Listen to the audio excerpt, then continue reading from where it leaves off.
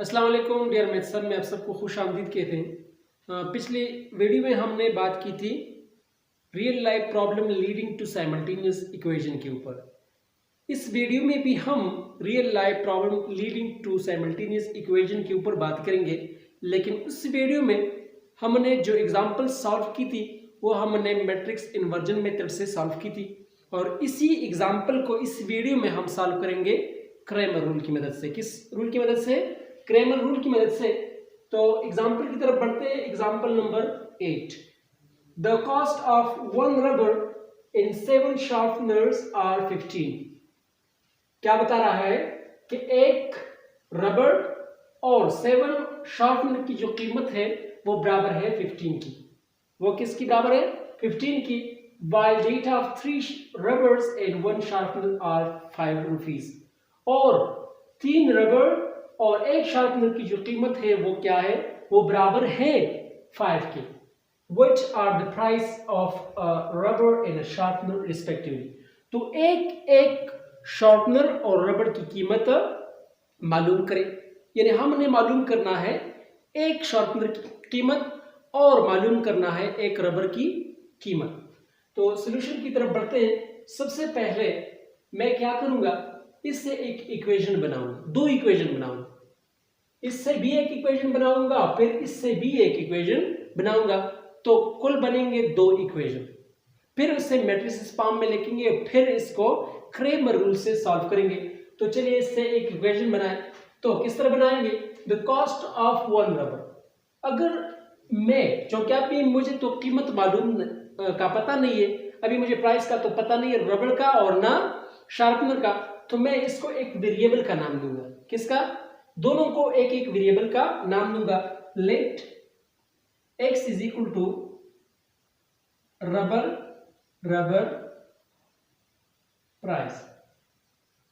For example ये x जो कि मैंने ले लिया एक वेरिएबल है, ये शो कर रहा है क्या? प्राइस ऑफ रबर की जो कीमत है वो शो कर रहा है। And y is equal to sharpener price. और ये जो y वेरिएबल है ये जाहिर कर रहा है क्या? शार्पनर की कीमत। ये शो कर रहा है शार्पनर की कीमत। अब क्या करेंगे? The cost of one rubber की बात हो रही है, तो लिहाजा मैं क्या लिखूंगा? 1x।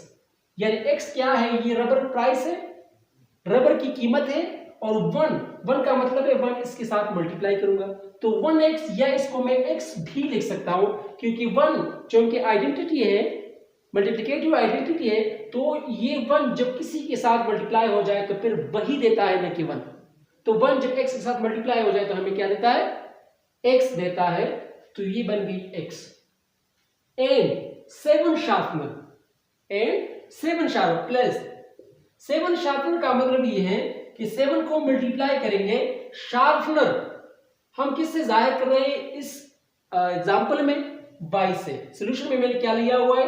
y is equal to sharpener price. तो इसका मतलब ये है कि शार्पनर को मैंने जाहिर किया हुआ है y से, तो 7 को मल्टीप्लाई करूंगा y के साथ, तो ये बन जाएगी क्या? x plus 7y is equal to 15 और 15 रुपीज इज इक्वल टू 15। ये बन गई equation 1।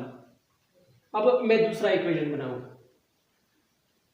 while rate of 3 rubbers। अब क्या कह रहा है?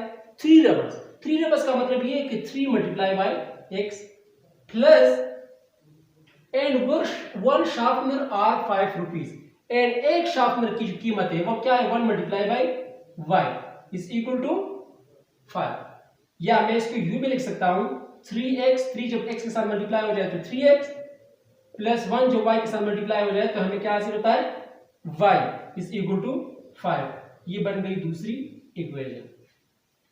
अब मैंने इसको लिखना है मैट्रिसेस फॉर्म में। तो मैट्रिसेस फॉर्म में इसको मैं यूं भी लिख सकता हूं कि ये जो कोएफिशिएंट है x और y के जो वेरिएबल्स है, इससे मैं एक मैट्रिक्स बनाऊंगा। इसी तरह x और y जो वेरिएबल्स है, इससे एक मैट्रिक्स बनाऊंगा, और ये वेरिएबल के जो कोएफिशिएंट है इससे एक मैट्रिक्स बनाऊंगा, और फिर ये जो कांस्टेंट है इससे भी एक मैट्रिक्स बनाऊंगा। तो चलिए मैट्रिक्स फॉर्म में इसको लिख ले। ये x का वेरिएबल, ये जो x वेरिएबल है इसका कोएफिशिएंट क्या है 1, y जो वेरिएबल है पहली इक्वेशन में इसका कोएफिशिएंट क्या है 7, इसी तरह दूसरी इक्वेशन में x का कोएफिशिएंट क्या है 3 और y का कोएफिशिएंट क्या है 1। ये बन गई एक मैट्रिक्स। अब बनाइए ax is equal to b form में, ax is equal to b form में मैं इसी तरह बना रहा हूं। तो दोनों में चूंकि x और y सिर्फ x और y वेरिएबल है, सिर्फ x और y वेरिएबल है, तो मैं इसको u भी लिख सकता हूं x और y इज इक्वल टू, ये जो कांस्टेंट है एक 15 कांस्टेंट है और दूसरा 5 कांस्टेंट है, इससे मैंने बना दी एक मैट्रिक्स, इससे मैंने बना दी क्या, एक मैट्रिक्स मैंने बना दी। अब क्या करेंगे, अब मैंने ये जो कोएफिशिएंट से मैंने मैट्रिक्स बना दी इसको मैंने नाम दी a का, a matrix is equal to 1 7 3 and 1। ये जो x y वेरिएबल्स है इसको मैंने नाम दी x मैट्रिक्स का, x is equal to x and y।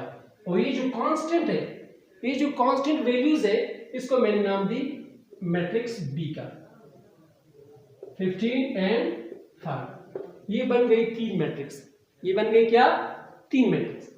अब इसी तरह करेंगे कि क्रैमर रूल की मदद से जब हम इसको सॉल्व करेंगे तो हमें चाहिए a का डिटरमिनेंट और ax का डिटरमिनेंट, इसी तरह फिर अगेन a का डिटरमिनेंट और ay का डिटरमिनेंट। तो ax किस तरह हम सॉल्व करेंगे या इसका डिटरमिनेंट किस तरह निकालेंगे और ay का किस तरह निकालेंगे, ये बाद में सॉल्व करेंगे, लेकिन सबसे पहले हम a का डिटरमिनेंट लेंगे। तो a का डिटरमिनेंट किस तरह लेंगे, a को डिटरमिनेंट फॉर्म में लिखेंगे इंप्लाइज a, और इसी मैट्रिक्स को भी डिटरमिनेंट फॉर्म में लिखेंगे 1 7 3 and 1।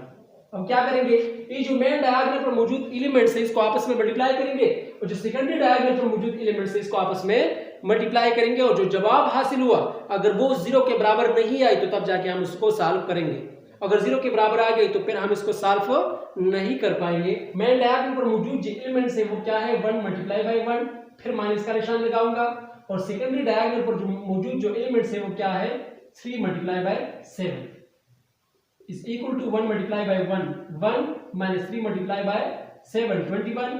अब 21 से 1 निकाले, 21 से 1 निकाले 20 और निशान लगाऊंगा किसका, माइनस का, निशान लगाओ किसका, माइनस का, which is not equal to 0।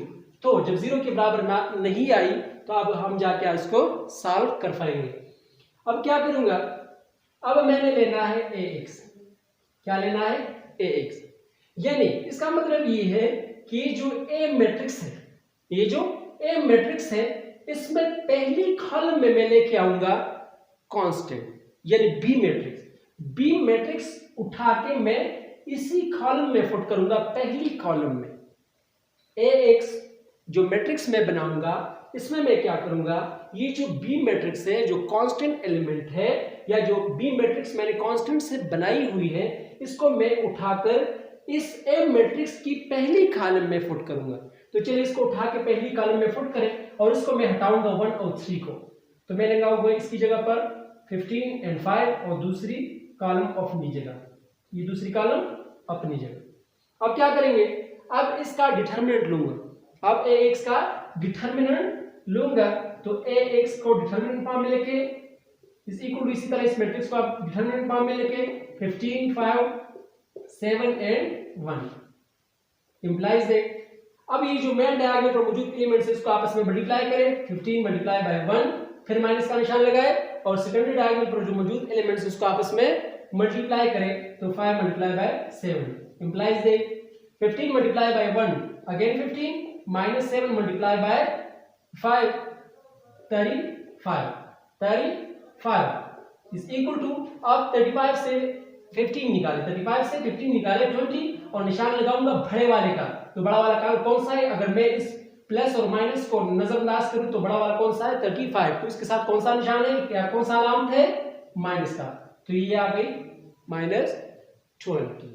अब क्या करेंगे, अब x की वैल्यू फाइंड करने के लिए, x की वैल्यू फाइंड करने के लिए मैं क्या करूंगा, x is equal to x का determinant divided by a determinant, ax का determinant divided by a determinant. या ए एक्स का डिटरमिनेंट मैंने मालूम किया हुआ है, वो क्या है -20 डिवाइडेड बाय ए डिटरमिनेंट किसके बराबर है, वो भी -20 के, वो भी -20 के। ये माइनस क्रॉस हो जाएगी माइनस के साथ, ये माइनस क्रॉस हो जाएगी माइनस के साथ, और ये 20 को जब 20 पर डिवाइड करें तो जवाब क्या हासिल होता है 1। तो इसका मतलब ये है कि इसकी वैल्यू आ गई क्या 1, और x क्या है रबर प्राइस, x क्या है रबर प्राइस। इसका मतलब ये है कि जो रबर की कीमत है वो क्या है 1 रुपीस, ओनली 1 रुपी। अब क्या करेंगे, y की कीमत मालूम करेंगे, y की कीमत मालूम करें, लेकिन y की कीमत मालूम करने के से पहले हम मालूम करेंगे ay।